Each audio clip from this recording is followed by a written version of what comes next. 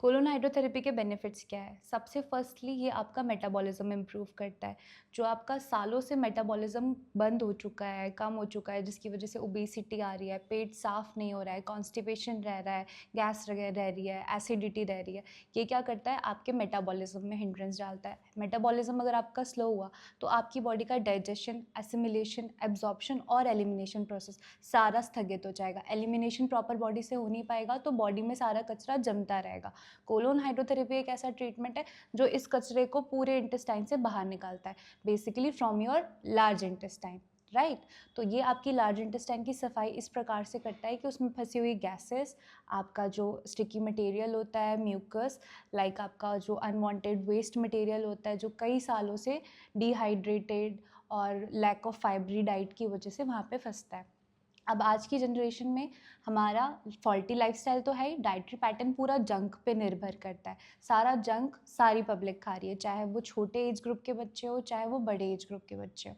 अब इसमें सबसे ज़्यादा मेन कंपोनेंट क्या रोल प्ले करता है? मैदा, जो कि आपके इंटेस्टाइन में जा कर के स्टिक हो जाता है। और वैसे फाइबर आप खाते नहीं हो तो वो फाइबर लेके नहीं निकलता है। आपकी फीसिस की कंसिस्टेंसी के लिए फाइबर और हाइड्रेशन सबसे मस्ट है, ये रॉ मटेरियल है आपका फीसिस बनने के लिए। अगर इस कंसिस्टेंसी में फीसिस नहीं बनता है तो वो प्रॉपरली एलिमिनेट आउट नहीं हो पाता है और गट में चिपकने लगता है। कोलोन हाइड्रोथेरेपी डिवाइस एक ऐसा डिवाइस है जो कि हम इंसर्ट करते हैं एनस के थ्रू आपके कोलोन में। कोलोन की सफाई करके ये सारे चिपके हुए सालों के जमा मल को, गैसेस को बाहर निकालता है।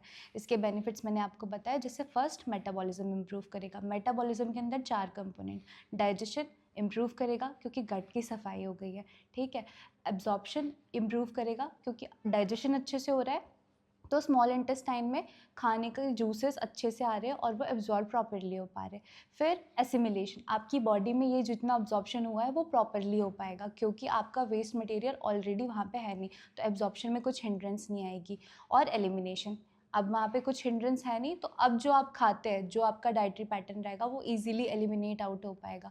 डाइटरी चेंजेस, डाइटरी मॉडिफिकेशंस भी हम इनके साथ कर सकते हैं, लाइक हम रिच फाइबर डाइट दें या हम जूसेस इन्फ्यूज़ करवाएं, फ्रूट्स इन्फ्यूज़ करवाएं डाइट में, तो पेशेंट को और अर्ली चेंजेस देखने को मिलेंगे।